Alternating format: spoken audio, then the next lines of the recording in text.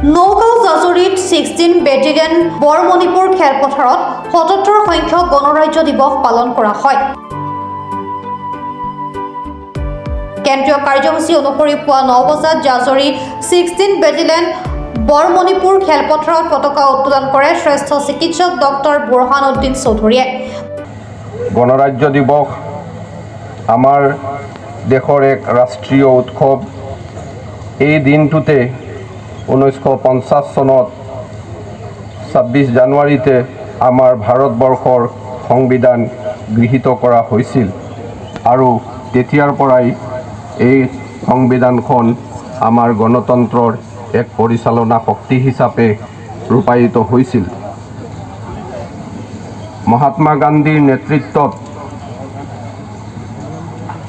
আমি ভাৰতবৰ্ষই 1947 চনৰ 15 আগষ্টত স্বাধীনতা লাভ কৰিছিলোঁ। সংবিধানখন গৃহীত কৰা হৈছিল।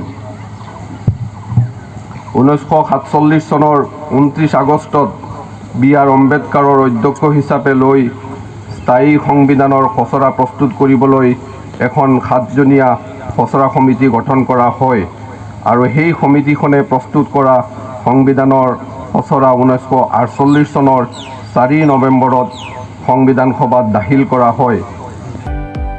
গণৰাজ্য দিৱসৰ লগত সংগতি ৰাখি বেটেলিয়ন কেম্পৰ খেলপথাৰত স্কুলৰ ছাত্ৰ-ছাত্ৰীৰ মাজত খেল-ধেমালি অনুষ্ঠিত কৰে।